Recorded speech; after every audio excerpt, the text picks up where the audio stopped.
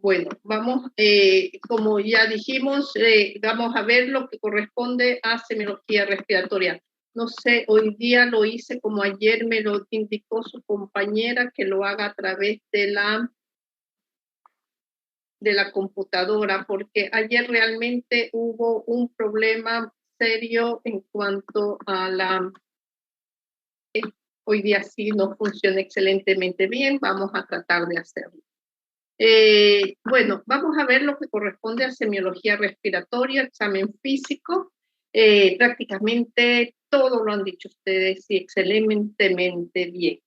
Vamos a ver entonces, en cuanto al examen físico en aparato respiratorio, así como también en todos los aparatos, tenemos que utilizar tanto la vista, las manos para poder hacer una buena palpación. Es necesario también utilizar el aparato auditivo, ¿ya?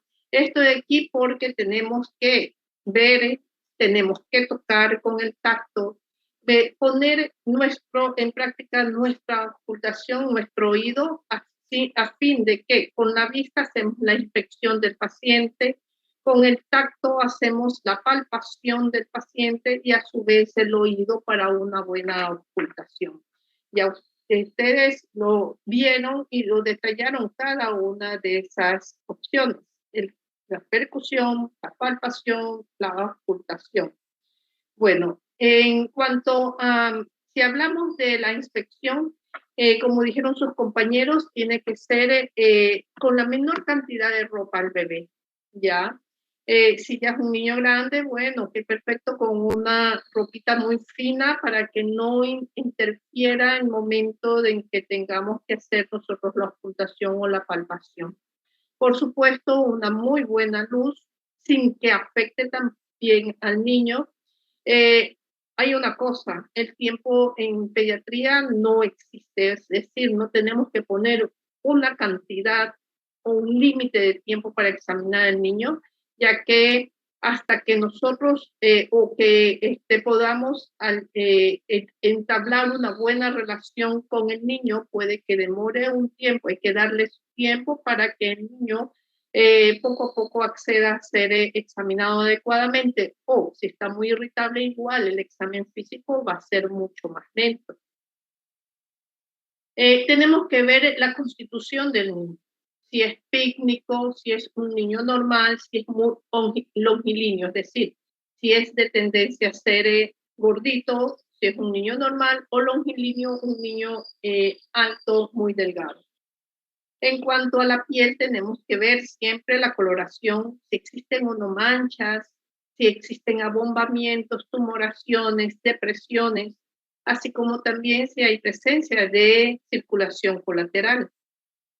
A su vez, tenemos que ver rápidamente la actitud del niño, ¿ya? Si solamente se pasa sentado para poder respirar, tenemos que pensar inmediatamente que tiene dificultad respiratoria, posiblemente un asma. Si está en posición lateral permanente, acostado de cúbito lateral, puede ser que tenga un dolor de costado, puede tener también una insuficiencia respiratoria con un derrame pleural, y generalmente el niño se acuesta hacia el lado afecto a fin de que el pulmón contralateral pueda expandirse adecuadamente. Entonces, rápidamente tenemos que inspeccionar al niño, y asimismo con esa inspección podemos determinar también rápidamente la gravedad del pequeño paciente. En cuanto al examen físico del tórax, tenemos que ver también la forma del tórax. Esto es importante, ya que podemos tener diferentes tipos de tórax, como aquí está la gráfica. Tenemos un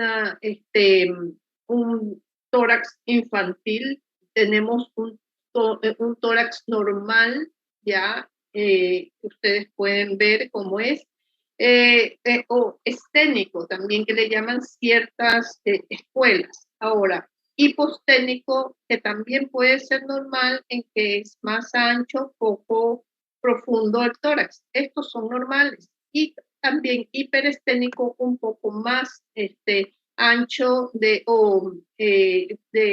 cuanto a la profundidad, que también puede ser normal. Estos de aquí, los 3 y los 4 primeros en la parte superior, son tórax normales.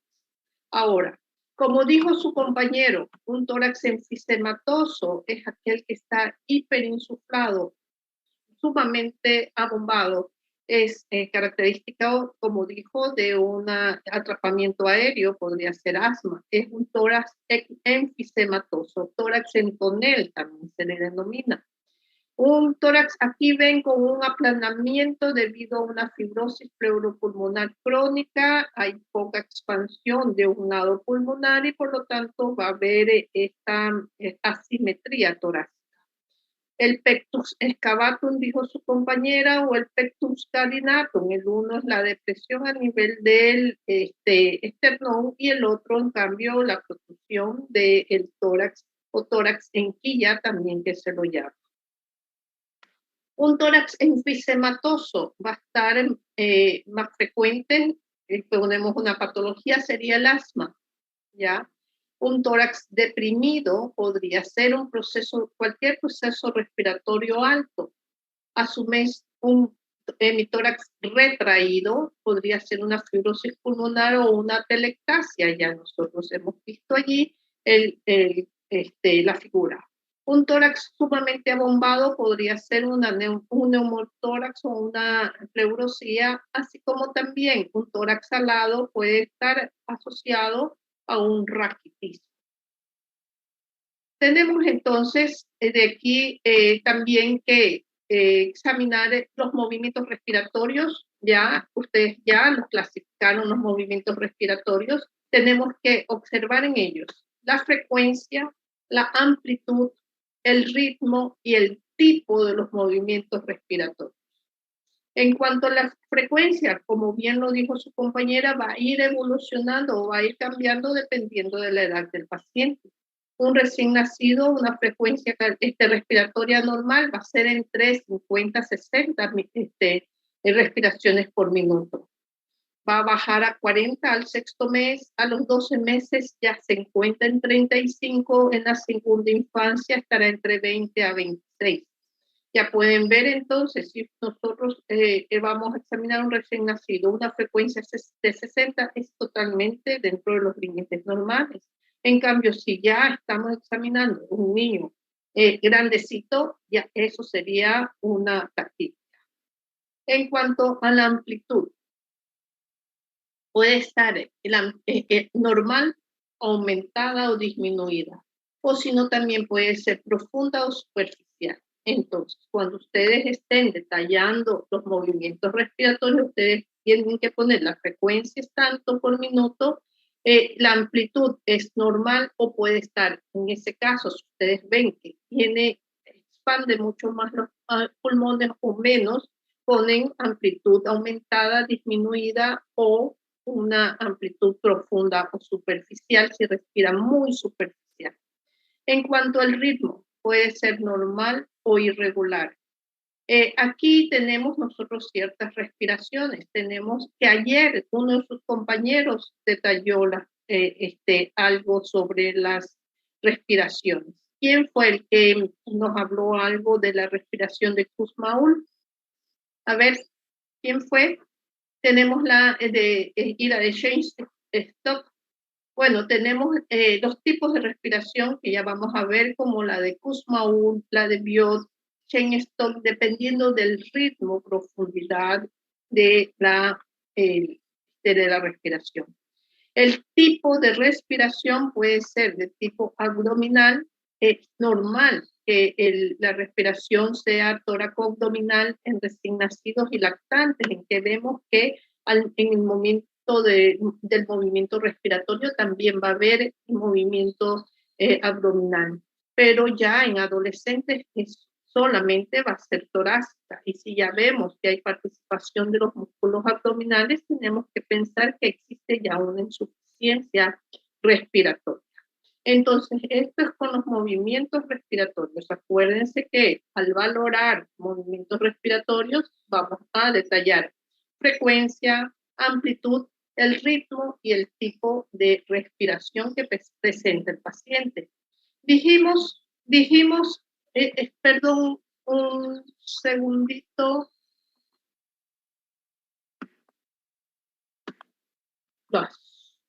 la utilización a lo menos de eh, entre porciones o segmentos animales en el ser humano, habría que ver. Bueno, veamos. Si seguimos, tenemos en cuanto al ritmo, habíamos dicho que podrían haber diferentes ritmos en cuanto a la respiración.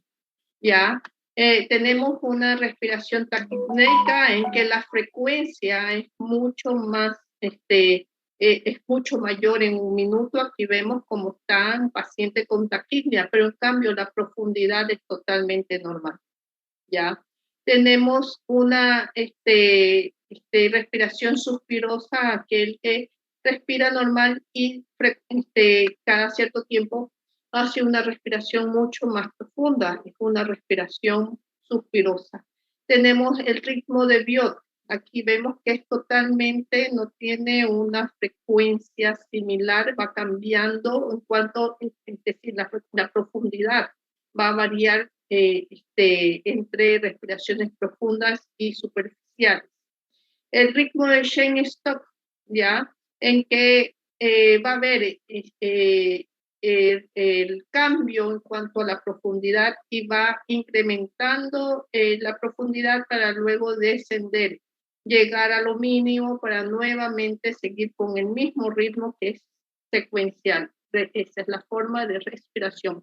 El ritmo de Kussmaul, en cambio, realiza una respiración profunda, se queda en o sea, retiene la respiración y luego nuevamente expele el aire, pero como ven ustedes, hace mesetas, hace tiempos entre la inspiración y la expiración. Y entonces, esto de aquí sería los cambios que existen en cuanto a la frecuencia, profundidad de la respiración en el paciente. Tenemos el tiraje. ¿Qué es el tiraje? En niños con enfermedad obstructiva puede ser extratorácica, por ejemplo, a nivel de faringe o de laringe. La inspiración se alarga y puede existir estridor. ¿Ya? Ayer estuvimos refiriendo qué era el estridor y qué podría ser. Algunos de sus compañeros dijeron que podría, según el lugar de la obstrucción, iba a haber ciertas características. ¿Ya? Entonces, si la obstrucción es intratostrácica dentro del tórax, la expiración se hace más prolongada en cambio, con uso de músculos accesorios. ¿Ya? En cuanto a los signos de distrés respiratorio, como son tiraje, uso de músculos accesorios, aleteo nasal o quejido, pueden estar acompañados entonces en estos cuando se presenta el niño con un distrés respiratorio. Va a tener entonces esa dificultad respiratoria con el uso de los músculos accesorios para respirar y por ende, al hacer el esfuerzo respiratorio, va a tener movimiento de las alitas nasales y puede acompañarse del quejido respiratorio. ¿Qué es el tiraje? El tiraje es el movimiento hacia el interior de la caja torácica de los músculos respiratorios durante la inspiración, y traduce inmediatamente, tenemos que pensar, vemos tiraje, hay una insuficiencia o una dificultad respiratoria. ¿Ya? El tiraje puede estar en varios niveles, localizado en varios lugares. Mientras mayores son los niveles o mayor los lugares en donde se presenta el tiraje, es mayor la dificultad respiratoria. Entonces, es mayor o más intenso o más grave, o refleja mayor gravedad, si el tiraje se presenta ya supraesternal o supraclavicular. Ya ustedes ven, tiraje allí, está el paciente con una mayor dificultad respiratoria.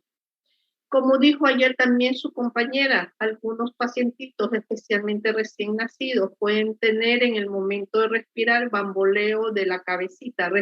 En medida como hacen esos movimientos respiratorios, pueden mover su cabecita y esto también indica un trabajo respiratorio extremo con gran dificultad respiratoria.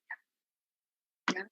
Aquí vamos a ver unos ejemplos. Miren del tiraje en que presenta este paciente. Ustedes ven cómo está, en este caso, con tiraje. Mire, se lo observa a nivel de por debajo de la parrilla costal. Existe, mire, como hay gran movimiento también abdominal de este paciente. Está respirando y se ayuda con los músculos respiratorios, los músculos abdominales. Tenemos también aquí, miren cómo hay también, se desciende o hay tiraje supraclaviculares, supraesternal. Este niño está con gran insuficiencia respiratoria. Acá también este niño tiene una insuficiencia respiratoria también severa debido a que ya es un niño grande, ¿ya? Este ya es un niño tanto preescolar o ya escolar, en donde ya la respiración no debería ser abdominal, pero ustedes ven cómo el niño tiene esta respiración, tiene tiraje intercostal, subcostal, con utilización de los músculos abdominales en las fases respiratorias. ¿Ya? Y aquí tenemos otro niño, miren que este tiene un tiraje en cambio intercostal. Se ve cómo se deprime, se dijo que era el tiraje, era la depresión de los músculos respiratorios durante las fases, diferentes fases, especialmente durante la fase inspiratoria. ¿Ya? Entonces aquí tenemos imágenes entonces de tiraje y pacientes entonces con insuficiencia respiratoria. Sus compañeros hablaron de diferentes escalas. Como dije yo ayer, según las escuelas, existen muchas escalas que se han realizado perfectamente acreditadas, por la cual se puede hacer la valoración del grado de insuficiencia respiratoria que pueda tener uno. Algunas escalas van a ser solamente visuales, ya otras van a necesitar ya la utilización de ciertas mediciones, ya, pero en todo caso, cada uno podrá evaluar la escala adecuada, primero para la edad del paciente, que está adecuada, y a su vez también la facilidad con que podamos nosotros hacerlo. Tenemos aquí esta escala para bronquiolitis. Bronquiolitis tenemos en que va a medir la frecuencia respiratoria, la auscultación, esta ya utiliza auscultación pulmonar. Se observan las retracciones y también se va a medir la saturación de oxígeno, es decir, esta escala va a necesitar que tengamos un oxímetro para medir la saturación, y tenemos que utilizar también nuestros oídos para auscultar al paciente. Se va a hacer una calificación de 1, de 2 y de 3, ¿ya? En cuanto a la frecuencia respiratoria, si es que es menor de 45 respiraciones por minuto, con una auscultación pulmonar con hipoventilación, puede escucharte tal vez leves sibilantes, crepitantes al final de la expiración. Pues retracciones realmente no hay o son muy leves a nivel subcostal o intercostales, y una saturación adecuada mayor de 94%, entonces tenemos una calificación de 1. El paciente sí tiene una dificultad respiratoria, pero leve, realmente no complicada aún, pero ya tiene una calificación de 1. ¿Ya? Calificación de 2. Ya el paciente tiene entre 45 a 60 respiraciones por minuto, no siendo un neonato, ¿ya? En cuanto a la auscultación pulmonar, pues, si es una bronquiolitis en que hay una broncoobstrucción, va a haber hipoventilación moderada, va a haber sibilancias panexpiratorios durante toda la expiración. En cuanto a las retracciones, van a haber ya retracciones moderadas, especialmente ya pueden aparecer supraclaviculares y puede presentar ya aleteo nasal. Y una saturación entre 94 a 92%. Eso constituye ya una dificultad respiratoria en un paciente con bronquiolitis nivel 2. El 3 ya es un paciente mucho más severo que ya va a requerir un mayor cuidado, un mayor control, posiblemente ya administración de un aporte de oxígeno. Va a tener una frecuencia respiratoria, mire, mayor de 60 por minuto. Por lo tanto, está muy acelerado. Sus campos pulmonares van a estar hipoventilados, muy, casi no audibles, con presencia de sibilantes inspiratorios y expiratorios. Va a haber retracciones supraesternales, intercostales, supraclaviculares y también con ayuda de los músculos accesorios pulmonares. A su vez también, miren que ya una saturación de menos de 92. Este paciente ya es un paciente grave que requiere entonces medicación, requerirá oxigenoterapia. En este caso, entonces, pueden ustedes ver la puntuación 1, 2, 3, teniendo un paciente que tiene bronquiolitis, pero leve, todavía no complicado, y el 3, que es un paciente ya que da una severidad que requiere el niño una hospitalización. Acordándose que la bronquiolitis es una broncoobstrucción, es la que se denomina, sería un equivalente al asma del adulto o del niño grande. La bronquiolitis causada por el virus respiratorio sincitial. Bueno, la próxima semana vamos a ver lo que es una bronquiolitis. Pero con esta vamos a ver es la calificación, las escalas que existen para calificar la bronquiolitis. La puntuación menor a 4, o sea, si sumamos, nosotros tomamos una puntuación de 1 punto por cada una de las opciones que encontramos nosotros y que calificamos. Por ejemplo, si la frecuencia es menor de 45 por minuto, tiene hipoventilación leve, no hay retracciones, no hay, está en 0, y una saturación de mayor de 94, tiene entonces una puntuación de 3 y será leve porque tiene menos de 4. Entonces le damos una puntuación de 1 cada uno de ellos.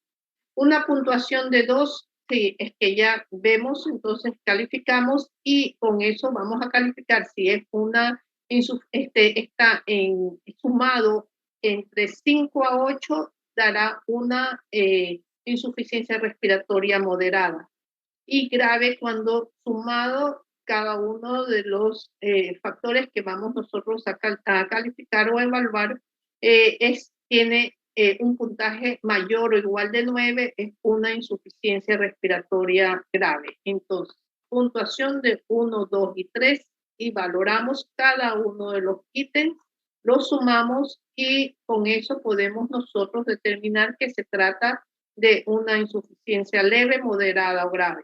Puede ser que tenga una frecuencia respiratoria 45-60, pero que la hipoventilación es todavía leve, entonces tenemos 2 puntos más 1 punto de hipoventilación, pero hay retracciones, pueden ser moderadas, 2 puntos más, entonces tenemos 5 puntos, pero la saturación todavía es mayor no de 94, tiene 1 punto más, 2, 4, 6 puntos, igual nos da un puntaje de moderado. Entonces vamos sumando cada una de las opciones.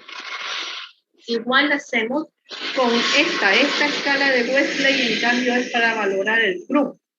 Ya dijimos ayer cuáles patologías se clasifican dentro del CRUB. Y la próxima semana vamos a ver cuál es la sintomatología, las características de un CRUB. Tenemos que, para utilizar esta escala de Westley para valorar la gravedad del CRUB, calificamos hasta 5 puntos, miren ustedes. Y vamos a valorar el estridor respiratorio, o sea, el sonido que hace para respirar, que puede ser nada de estridor, que es 0, o puede ser muy alto, audible, sin estetoscopio, que lo podemos escuchar simplemente a la entrada de la habitación del paciente, ya da un valor de 2. El tiraje, las retracciones van a ser calificadas también, que pueden ser ausentes de 0 y, por supuesto, grave cuando ya se traten de tiraje con presencia de retracciones a nivel dijimos, supraclavitular, supraesternal, se encuentren en eh, este, o sea, sería sub, eh, costal o intercostal, ya sería calificación de 3. Cuando vamos a calificar la ventilación, la entrada de aire, esto de aquí ya sería ocultando, vemos si entra o no aire en el paciente, si es normal, si respira normal, será 0. Cuando no escuchamos, ponemos el estetoscopio y no podemos escuchar cómo entra el aire porque está demasiado obstruido, está en nivel 2. En cuanto a cianosis, ponemos 0 cuando está ausente, pero ya damos una calificación, mire, grave de 4 o de 5 si el paciente lo presenta esa cianosis con mucha agitación o si está ya solo en reposo, el paciente está prácticamente inmóvil y cianótico es un nivel 5. También se califica para la gravedad del club el nivel de conciencia. Si es normal, 0, pero si ya está el nivel de conciencia alterado, estuporoso el paciente, por la dificultad respiratoria, por la hipoxemia o la hipercapnia, ya tenemos un valor de 5. En donde tenemos que leve es cuando tiene un puntaje sumatorio de 3, moderado entre 3 a 6 y grave mayor de 7, ¿ya?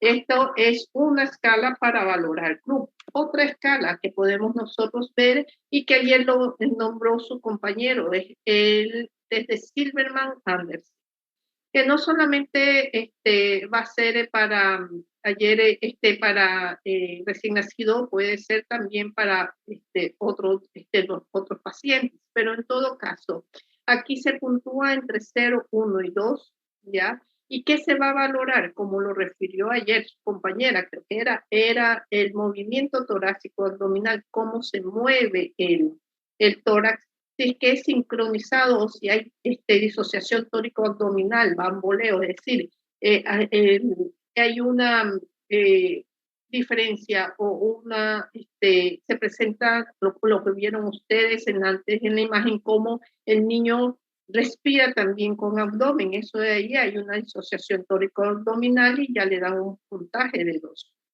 En cuanto a tiraje costal, 0 cuando no existe, 1 apenas visible y cuando es muy marcado, 2.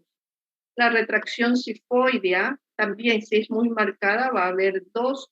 Aleteo nasal igual, pues sí, está ausente, mínimo o marcado, que es ya lo máximo. Y el quejido, si ustedes lo escuchan, el quejido del niño será ausente, puede ser audible solamente con estetoscopio, que cuando le pongan el estetoscopio pueden escuchar el quejido, o audible sin estetoscopio, que es sumamente grave. Lo interesante entonces con este test de Silverman-Anderson, que casi todas las calificaciones que van a dar pueden hacerlo observando, sin necesidad de tener un oxímetro, ya entonces pueden dar ya una valoración rápida y bastante certera sobre la dificultad respiratoria, la insuficiencia respiratoria que tenga el paciente. Y tendrá una puntuación 0, normal, de 1 a 3 va a ser leve, moderada entre 4 a 6 y grave todo paciente que tenga una puntuación mayor de 7. Entonces, ustedes ya se apropian de una tabla y ustedes lo van calificando al paciente. Si ingresa ahorita con una insuficiencia respiratoria que está moderada, que tiene 5, pero ustedes le hacen la valoración, le hacen el tratamiento inicial, lo valoran después de 20 minutos, media hora, etcétera, y ustedes van viendo si es que disminuye el puntaje, quiere decir que el tratamiento que le están dando ustedes es adecuado. Pero si se mantiene o incrementa, quiere decir que ya el paciente va a requerir un cambio en cuanto a su medicación y posiblemente pase a observación o terapia intensiva. Importante hacer estas valoraciones cuando, por ejemplo, ustedes van a ver después, cuando hagan tratamientos de asma, por ejemplo, en que se va a hacer por fases y por tiempo, y ustedes van valorando en esas fases y tiempo cómo va la insuficiencia respiratoria del paciente. Y según eso, incrementan la escala de tratamiento. En cuanto a la palpación, también sus compañeros lo especificaron y detallaron bien sobre la palpación que se realiza al paciente y la importancia que tiene en aparato respiratorio. Es útil que nosotros durante la palpación podamos identificar si hay deformaciones en la caja torácica, si hay signos inflamatorios a nivel de tegumentos, por ejemplo, si existen puntos dolorosos, así como también, dijo su compañero, crepitaciones al palpar si que ha habido un escape de gas, por ejemplo, en donde se sienta la crepitación a nivel de tejido subcutáneo. Si hay enfisema también, enfisema subcutáneo, sí, y por supuesto, al palparlo podemos también nosotros palpar los troncos, ¿ya? A su vez también, la palpación costal y articulaciones debemos de realizar a nivel también costo-external, sí, de identificar si no hay dolor. Se puede registrar la amplexación bilateral. Sus compañeros ya lo determinaron que poniendo los dedos, los pulgares en el centro del tórax, ya, y las manos alrededor del tórax, podíamos nosotros determinar cómo está la amplexación, el movimiento pulmonar, y podemos comparar así como si hay una diferencia entre una caja torácica a la otra. Se puede hacer valorar también cuántos hay de elasticidad torácica o si no hay movimiento prácticamente del tórax durante la respiración. En cuanto a la palpación, también tenemos que determinar con nuestras manos el calor, la temperatura local del paciente, si hay induración a nivel de los tejidos subcutáneos, ¿ya? A su vez también si hay movimientos tipo de pulsación, frénitos, etcétera. A su vez también si existen los puntos dolorosos. Ahora pasamos a la percusión. También sus compañeros lo detallaron perfectamente. El fundamento de la percusión es 100% físico y se determina la capacidad de vibración que se tiene. Si al percutir está disminuida la percusión, puede ser nosotros estamos ante la matidez, ¿ya? Porque está disminuido, está mate. Esto es debido al poco o entrada de aire o presencia de aire o que no hay absolutamente nada de aire a nivel pulmonar. Esto puede ser ocasionado por condensaciones, por derrames, presencia de líquidos, abscesos o tumores. Ahí vamos a nosotros a percutir mate a nivel pulmonar.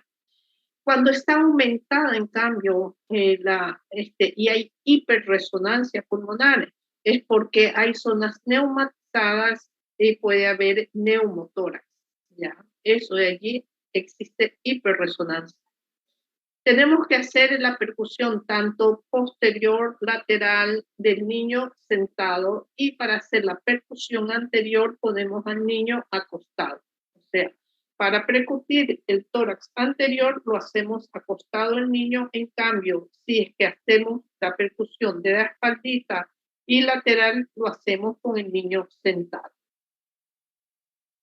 En cuanto a la ocultación, importantísimo, ya se dijo que debe ser con un estetoscopio adecuado para la edad del paciente, ¿ya? Tiene que estar en una temperatura adecuada para que el paciente no se asuste, no se incomode si está muy frío. Se lo realiza aplicando el estetoscopio directamente sobre la piel del paciente, ideal sobre la piel del paciente. pero si es que es un niño ya más grandecito que no permita retirar su ropa o que ya se trate de un, tal vez un escolar, un puber, un adolescente que no va a permitir tanto retirarse la ropa, tenemos que hacerlo con una camiseta muy delgada o con una tela muy, muy fina. Se debe escuchar el ciclo respiratorio completo, es decir, tanto inspiración como expiración. Comparar dos puntos simétricos en la caja torácica, es decir, derecha, izquierda. Vamos a ir así comparando lado y lado.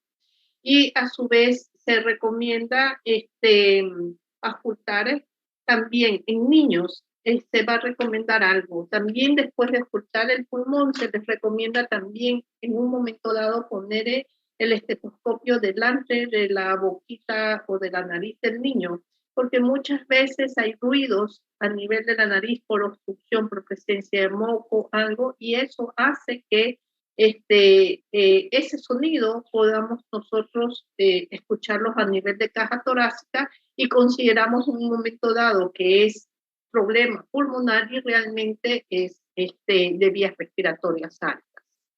Ya, eso para hacer una comparación.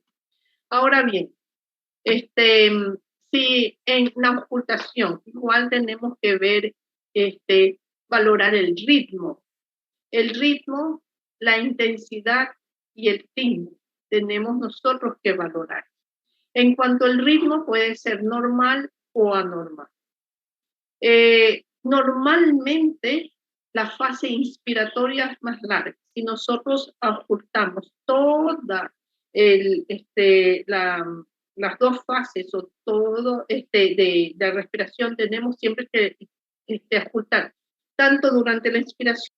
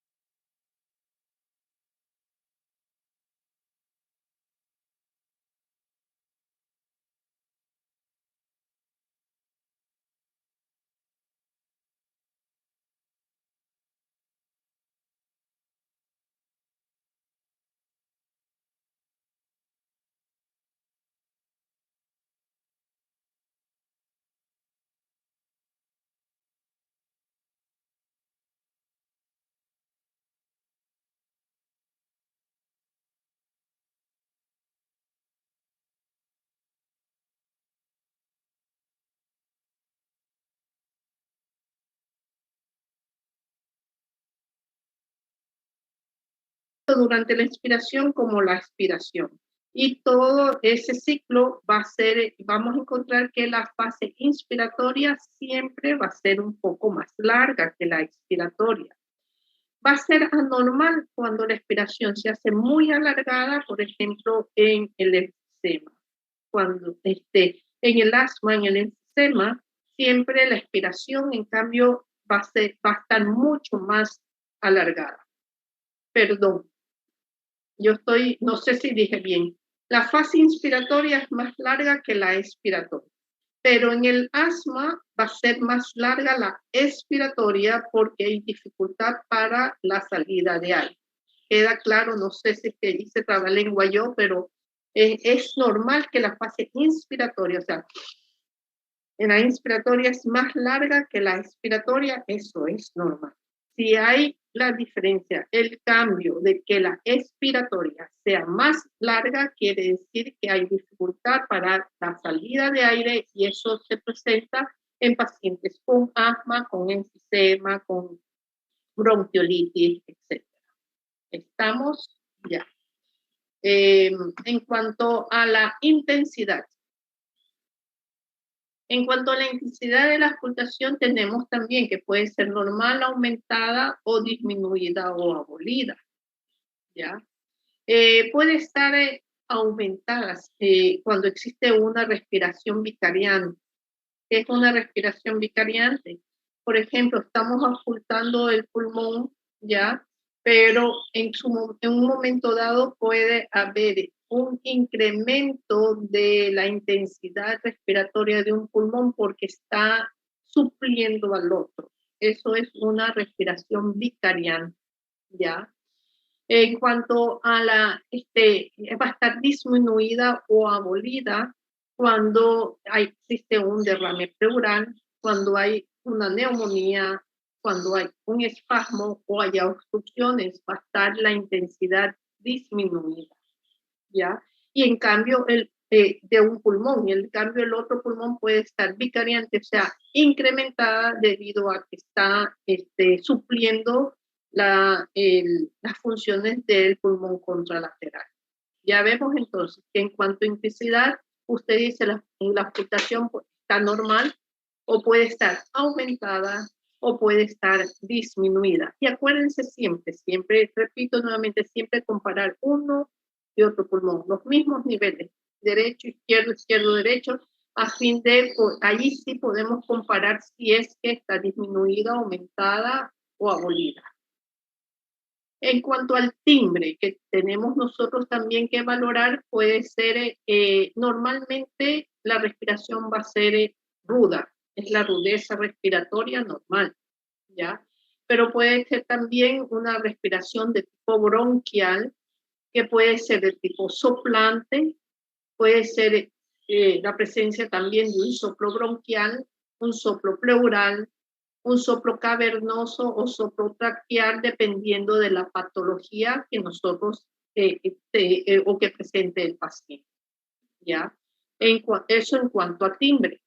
Entonces, recordando lo que se ha insistido, siempre vamos a ir, ¿cuál es la secuencia de la auscultación? Igual de la palpación, igual de la percusión, siempre ir de arriba hacia abajo, ¿ya? Y siempre ir comparando derecho, izquierdo, derecho y así sucesivamente, porque ahí podemos ir detectando si hay anomalía o no en el pulmón. Siempre vamos a ir de arriba hacia abajo. Miren, así una vez que llega a nivel de inferior, ya vamos hacia lateral y axila, ¿ya? Igual hacemos por la parte anterior, igual empezamos por la parte superior a nivel supraclavicular y vamos descendiendo, llegamos después hacia lateral y también zona axilar. Esto es secuencia de la auscultación. Dígame, María Los Ángeles. Doctora, una pregunta. Cuando nosotros nos enseñaron auscultación en semiología normal, nos decían que para auscultar la parte posterior teníamos que hacer que el paciente ponga su mano en su parietal para que la escápula no haga molestia. Lo mismo sería con el niño o no pasa nada.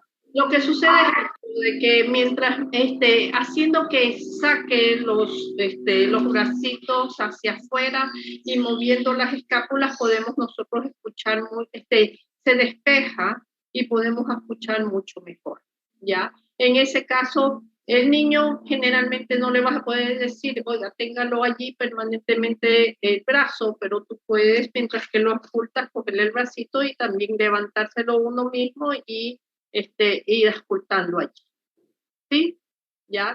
En un adulto, si le dices, póngase la mano en la cabeza, por ejemplo, en esta posición o en la frente, lo va a mantener. Un niño no te lo va a mantener. Entonces, cuando vayas haciendo la ocultación, tú lo coges el bracito, levantas, mueves la escápula y puedes escucharlo. ¿Sí? Pero sí es válido. Sí es válido. En cuanto a la ocultación de la voz, ya importante también escuchar la voz. Puede ser normal totalmente la ocultación de la voz, pero en nuestro pequeño paciente que está llorando, puede ser confuso también escucharlo. Igual, en un niño que está llorando es muy confuso poder ocultar al paciente. Ya, y muchas veces hay algo interesante, que para escuchar al paciente, si es que respira muy superficial, no colabora, muchas veces haciéndolo, estimulándolo para que respire profundo, o en un momento dado llore, y en el momento que respira más profundo podemos nosotros escuchar mucho mejor. Ya, en cuanto a la voz, la ocultación de la voz puede estar totalmente abolida o disminuida. Esto de aquí será por la presencia de líquidos por derrame pleural. Tenemos que tomar en cuenta que va a ser muy diferente la ocultación de los fluidos respiratorios, de la voz o también la percusión dependiendo de la presencia de aire o de líquido o de condensaciones, ¿no? Entonces, las vibraciones vocales van a estar abolidas ya cuando hay un derrame pleural, pero van a estar aumentadas, en cambio, se va a escuchar mucho más la tonalidad de la voz cuando hay condensaciones, neumonías o existe una broncofonía en ese caso, ¿ya? Y pueden estar alteradas cuando puede haber una egofonía, cuando es un derrame, pectoriloquia, cuando hay cavidades pulmonares, pectoriloquia áfona, cuando la voz se la hace que cuchichee y se le escucha, aún así se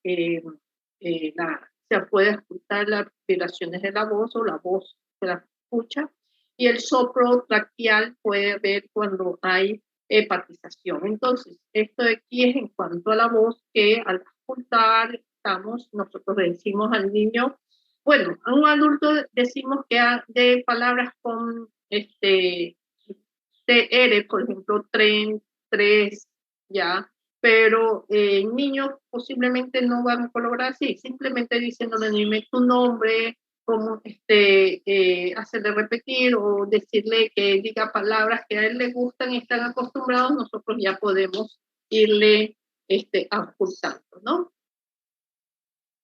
En cuanto, como dijo su compañera, existen ruidos adventicios, que son los estertores, los rales, los roces pleurales, que ya son entonces sonidos no, o sea, anormales, ¿ya? Que se presentan según la patología. Como dijo su compañero, pueden ser múltiples clasificaciones, pero entre ellos tenemos los secos, que son los roncos, que pueden estar presentarse como una rudeza respiratoria. Pueden ser audibles en ambos tiempos los roncos, pueden escucharse en ambos tiempos, ya, que generalmente cuando se encuentran en bronquios gruesos, y se presenta también en bronquitis en la primera etapa de la bronquitis. Y los roncos pueden ser modificables con la tos, ¿ya? Si nosotros estamos ocultando, escuchamos roncos, ¿ya? Es característico que se presenten tanto inspiratorios como expiratorios. Esos son roncos, tanto inspiratorios como expiratorios se van a escuchar. Y a su vez también, si hacemos que el paciente tosa, pueden desaparecer o modificarse. Esos son los roncos, ¿ya? Y van a ver muy diferente que los decrepitantes, que no va a haber cambios. Entonces, los roncos ya saben que pueden ser en los dos tiempos y pueden modificarse por la tos y generalmente están o son producidos a nivel de los bronquios gruesos. ¿Ya? Ahora, tenemos los estertores húmedos, entonces, en cambio, los estertores húmedos se conoce a las sibilancias, a los subcrepitantes y a los crepitantes. ¿Cómo se van a diferenciar cada uno? ¿Cuáles son las características? ¿Ya? Tenemos las sibilancias. Es un silbido que puede ser en ambos tiempos. Al momento de la respiración, escuchamos nosotros un... Ya puede ser, tenemos que agudizar nuestro oído para ver si es inspiratorio o si está en la expiración. ¿Ya? Normalmente las sibilancias se pueden presentar a nivel de los bronquios finos por estenosis o exudados. Puede ser por edema de la mucosa que cierra más el calibre, ¿ya?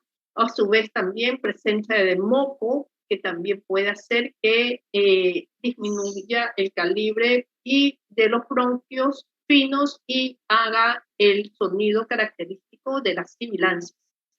Tenemos nosotros que determinar si es que son inspiratorias o son expiratorias y vamos a ver después las patologías cuando se presentan las inspiratorias y cuando las expiratorias. En cuanto a los subcrepitantes, ya pueden ser clasificados en grandes, medianos o pequeños. Generalmente los subcrepitantes se encuentran en los dos tiempos, igual como los broncos, en los dos tiempos. Pueden los subcrepitantes ser escuchados tanto en la inspiración como expiración y generalmente se presentan en la bronquitis y en la bronquiolitis. En cambio, los crepitantes, ¿ya? Los crepitantes van a ser mucho más finos, ¿ya? Y van a ser solo inspiratorios al final de la inspiración. Acuérdense que los crepitantes van a ser inspiratorios y no se van a modificar con la tos. En cambio, los subcrepitantes sí, tanto los subcrepitantes como los roncos hacemos que el niño tosa, ¿ya? Y se van a modificar. Puede que ya no los escuchamos o cambian de tonalidad o de la intensidad o la presentación. En cambio, los crepitantes siempre al final de la inspiración se van a presentar y solamente van a ser, no van a modificarse con la tos, ¿ya? Y los crepitantes van a originarse a nivel de los alveolos y presentarse en las bronquiolitis, en las neumonías, ¿ya? Entonces tenemos ya los estertores secos, los roncos, los húmedos, que pueden ser sibilancias, subcrepitantes y los crepitantes. Si detallamos algo más sobre los crepitantes. Los crepitantes, como dijo su compañero, se deben a la presencia de líquido en los alveolos, ya en la parte final. En los alveolos puede haber líquido como agua, pus o sangre. ¿Ya? En cuanto a la ocultación, va a ser como la sensación al final de la inspiración como un burbujeo, o si no, también se lo compara como al pisar o arrugar hojas secas o arrugar un papel, ¿ya? O también el frote del cabello. Si tienen el cabello largo, se lo ponen delante de la oreja, háganselo así y ese es el sonido al final de la inspiración que ustedes van a escuchar. Acuérdense entonces, al final de la inspiración o inspiratorios no se modifican con la tos, ya, y es por la presencia de líquido a nivel alveolar, son los crepitantes. ¿Ya? Y acuérdense cómo suenan al final de la inspiración, como el ruido del cabello lo rozan, o si no, al arrugar un papel o al pisar hojas secas. Ese es el sonido de los crepitantes. Los crepitantes pueden ser por presencia de agua o de moco, especialmente pueden presentarse en una insuficiencia ventricular izquierda, enfisema pulmonar, como por su compañero. Puede ser por presencia de pus, como las neumonías o las bronquiectasias, o puede ser por la presencia de sangre en la tuberculosis pulmonar, en el cáncer pulmonar o en el caso de una embolia. Los crepitantes. Los sibilantes, en cambio, ya son otros estertores húmedos, serían los sibilantes. Se presentan fundamentalmente cuando existe broncoespasmo, por incrementa la turbulencia del pase de aire y eso hace que se presenten los sibilantes. ¿Cómo se van a escuchar? Son unos silbidos que pueden estar acompañados o no de quejido también por la dificultad respiratoria y es un sonido de tipo agudo. Se presentan al final de la inspiración, los sibilantes al final de la inspiración y cuando se trata especialmente de tipo obstructivo, en cambio expiratorio será el asma. Pueden ser monofónicos o polifónicos según el tipo. Aquí es la anatomía del bronquio normal, el espacio virtual que existe a nivel del bronquio, pero en cambio cuando existe edema de la mucosa, broncoespasmo, es decir, contracción de los músculos peribronquiales, presencia de secreciones como existe aquí, entonces va a haber disminución del calibre y por supuesto, un incremento de la turbulencia y se producen los sibilancias.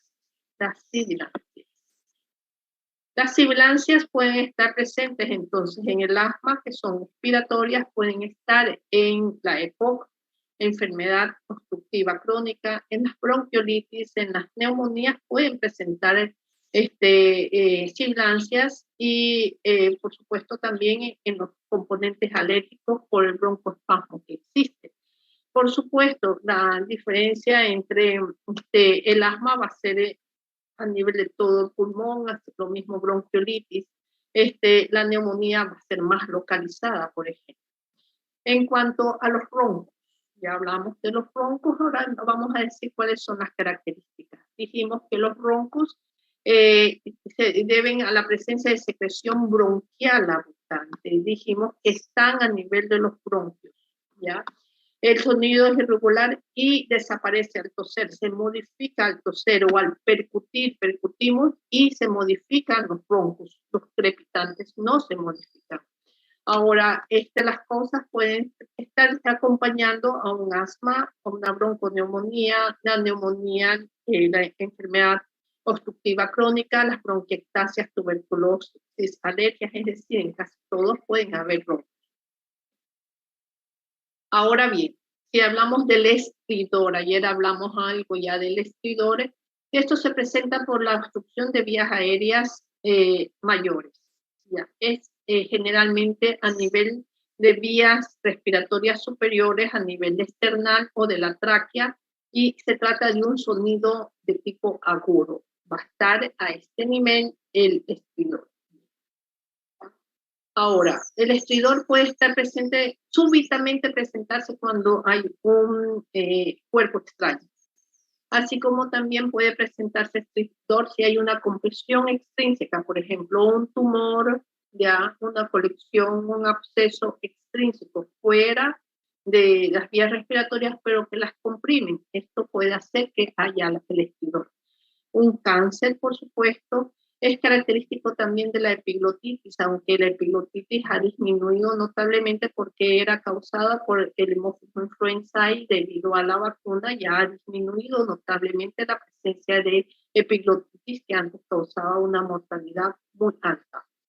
El estridor característico en el CRUP, ya, y por supuesto también en la estoferina, en la fase final de la tos, de la crisis de tos, el paciente tose y al final va a ser un estridor inspiratorio al momento de terminar la crisis de tos en la toferina.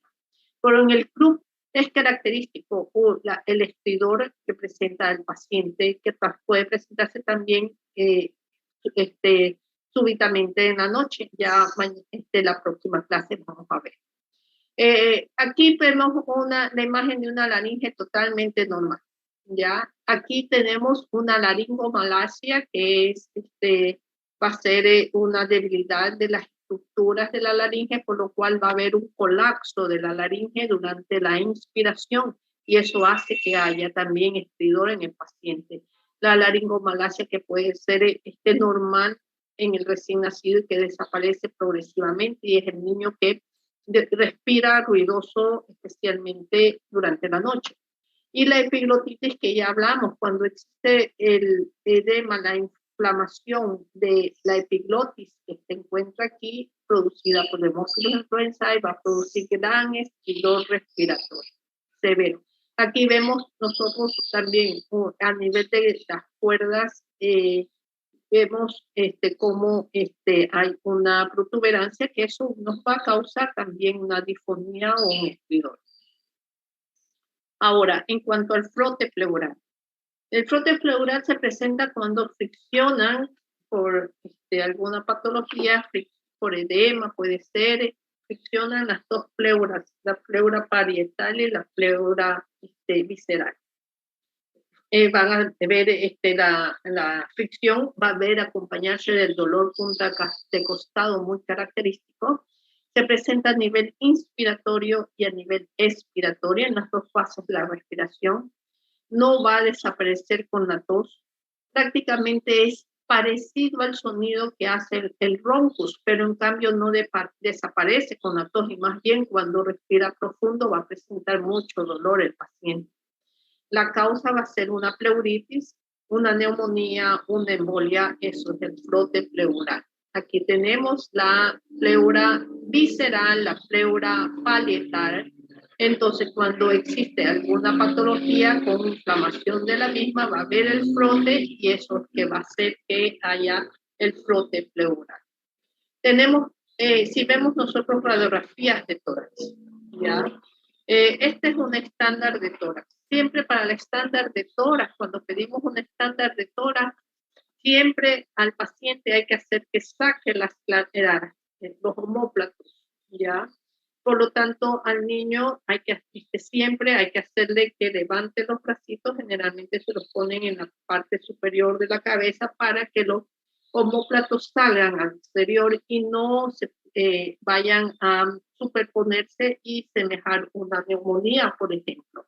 Entonces, siempre tenemos que ver que una buena radiografía de estándar de tórax tiene que estar los brazos del paciente hacia afuera y se haya sacado los omóplatos, debe estar en fase de inspiración, debe tomarse directamente con los rayos, miren que no puede estar oblicuo de abajo para arriba o de arriba para abajo o lateral, siempre tenemos que tener en línea media toda la columna y visualizar perfectamente todo el tórax. Al examinar la radiografía de tórax es importante, no solamente vamos a ver pulmón, tenemos que ver primero cómo están los tegumentos, si no hay colecciones, si no hay presencia de aire. Tenemos que ver también cómo está la parte ósea, si no hay fracturas, si que no hay algún daño que también se pueda presentar, para poder entonces observar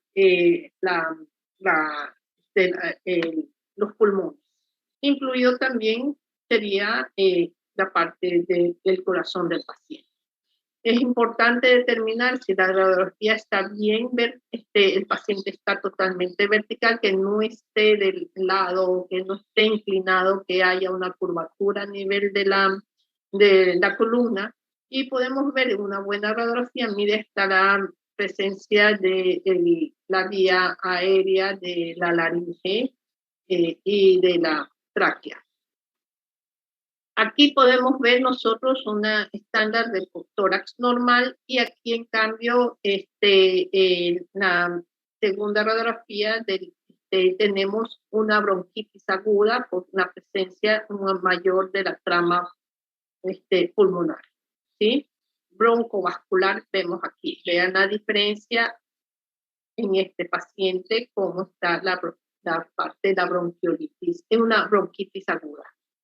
Este aquí es una bronconeumonía en el pequeño paciente. Miren que los bracitos sí se los tienen hacia arriba, es una radiografía. Ustedes ven primero si la radiografía es adecuada, si la cantidad de rayos es adecuado, si no está muy blanda, si no está muy penetrada la radiografía. Si el niño está correctamente bien centrado, bueno, ustedes podrán ver aquí, si ven los tegumentos están normales, no hay presencia de tumoraciones ni de aire, vemos los arcos costales, vemos, bueno, no hay una fractura que nosotros podamos ver, pero podemos ver es ya en los arcos costales, tenemos que ver la distancia que hay entre los arcos costales para ver si no hay hiperinsuflación pulmonar. Tenemos que ver también las pleuras, cómo está, si no hay hiperinsuflación pulmonar, y a su vez vamos a ver la figura cardíaca y por supuesto la presencia de pulmonar. Aquí vemos cómo hay aquí estos infiltrados. Miren cómo están aquí. Esto aquí se trata de una bronconeumonía del hemitórax o de pulmón derecho, aunque la bronconeumonía generalmente puede ser o se presenta bilateral, ¿ya? Aquí entonces una bronconeumonía, muy diferente con las neumonías que son localizadas y que tenemos que saber también los segmentos del pulmón. Tenemos aquí una neumonía lobar porque ocupa todo el lóbulo derecho, o sea, superior derecho, ¿ya? Una neumonía lobar. ¿Ya? Aquí tenemos la imagen de bronconeumonía en que podemos ver entonces cómo es la diferencia en lo que es la neumonía y la bronconeumonía, que son más de tipo infiltrados y mire bilateral. Y aquí tenemos una neumonía intersticial, toma todo el lóbulo inferior del pulmón derecho. Vean ustedes. Aquí, en cuanto, aquí sería una neumonía del lóbulo medio, ¿ya?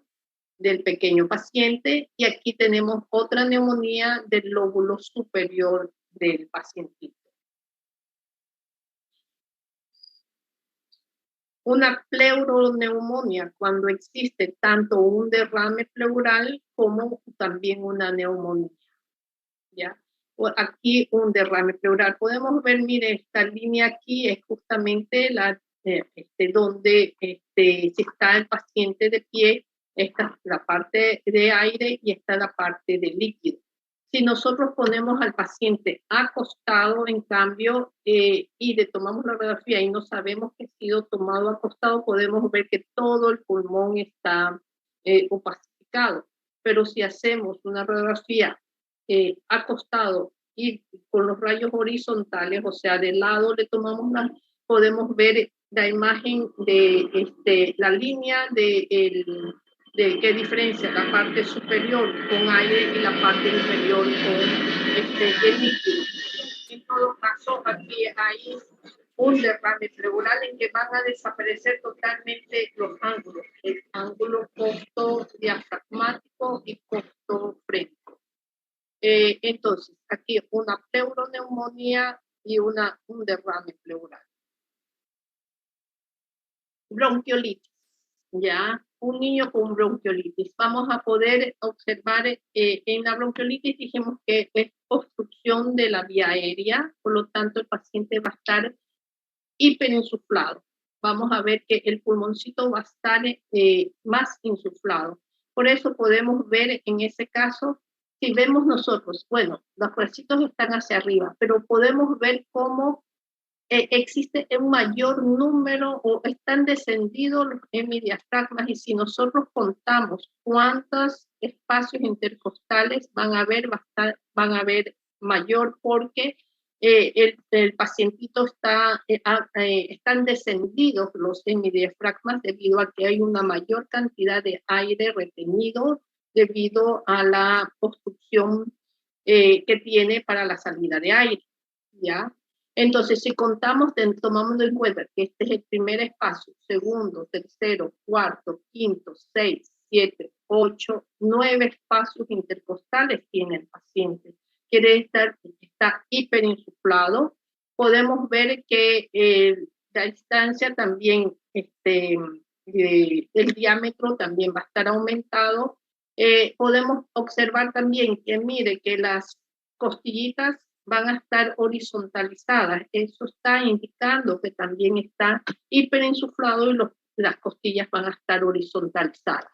Y si nosotros podemos ver bien, también podemos ver aquí que las pleuras están también hiperinsufladas, o sea, protruidas hacia el exterior. Signos de insuflación, va a haber el descenso de los hemidiafragmas que van a estar planos, las costillas horizontalizadas, las pleuras van a estar también protruidas o abombadas a nivel de los espacios intercostales. Y el incremento del número de los espacios intercostales que podemos nosotros observar. Puede haber también infiltrados alveolares, y en la radiografía lateral también el aplanamiento diafragmático que dijimos, pueden haber zonas de atelectasia y incremento también del diámetro antero-posterior del tórax. Esto de aquí sería la imagen de una bronquiolitis. Mire, esto de aquí es un paciente de 10 meses, ¿ya? Con bronquiolitis. La imagen del asma bronquial, semejante. También va a haber insuflación pulmonar, ¿ya? Miren cómo están los aquí más claros todavía, cómo están las costillitas horizontalizadas y cómo va a haber el abombamiento. Si ustedes lo ven bien, cómo están abombados aquí la pleura, debido a que existe una retención de aire. El tórax está en tonel, está enfisematoso. Hay una mayor cantidad de aire, por lo tanto vamos a ver también más oscuro a nivel pulmonar, ¿ya?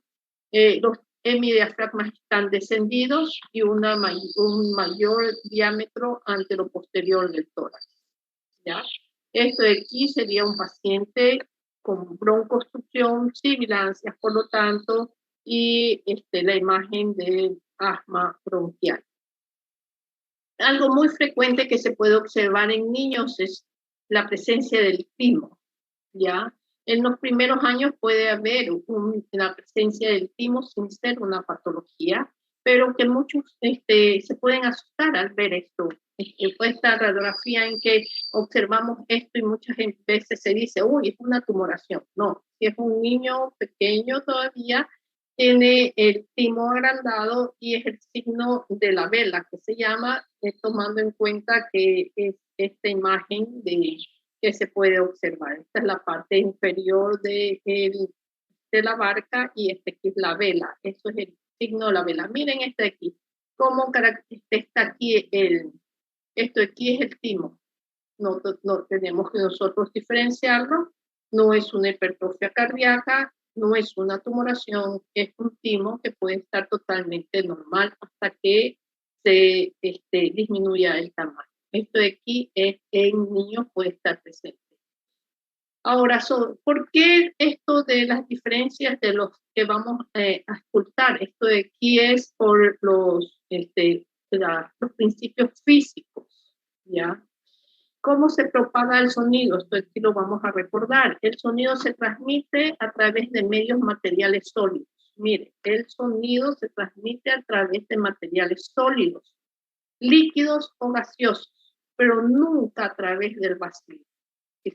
No hay un vacío totalmente, no hay aire, va a haber, entonces no se transmite el sonido y es por esto que, por ejemplo, las vibraciones vocales, si es que hay una neumonía, van a estar aumentadas las vibraciones tanto a la palpación como a la auscultación, porque está un sólido solidificado y eso va a hacer que incremente, ¿ya?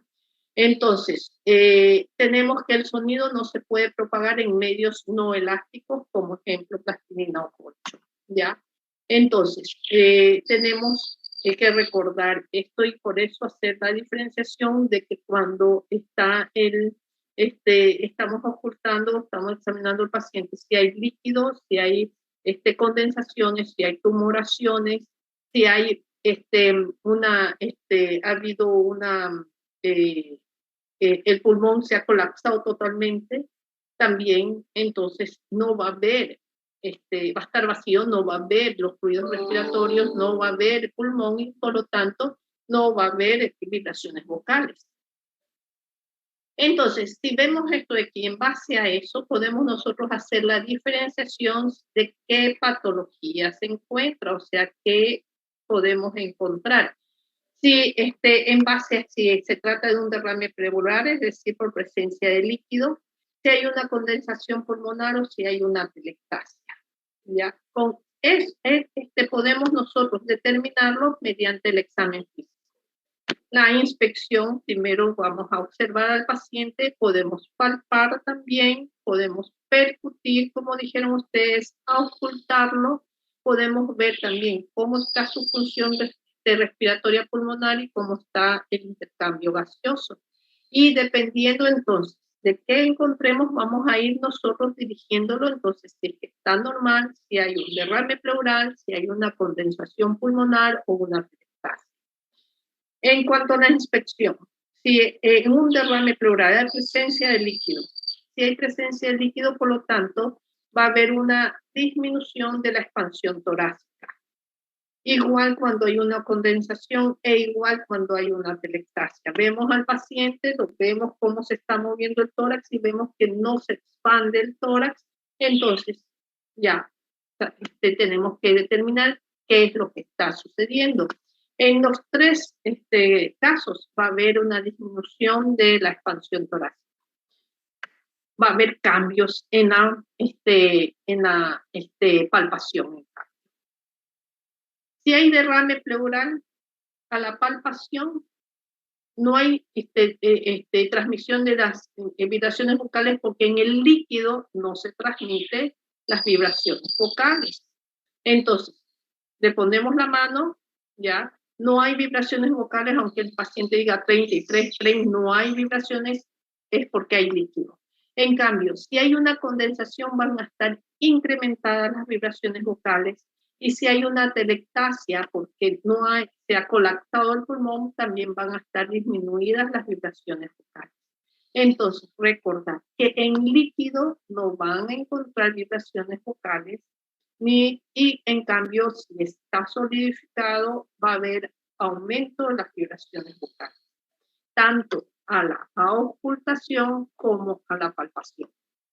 En cuanto a la percusión, si hay derrame pleural, por supuesto, va a estar totalmente mate. Están percutiendo líquido, es mate. En la condensación también va a haber un sonido mate. Y también en la atelectasia.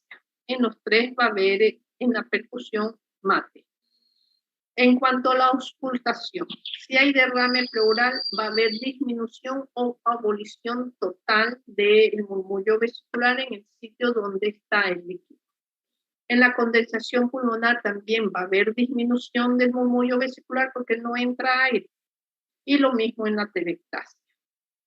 En cuanto a en los tres casos hay una restricción en la función pulmonar, en el intercambio gaseoso, en derrame pleural va a está el paciente hipoventilado y en cambio en la condensación pulmonar y la atelectasia puede haber un flujo, ¿ya?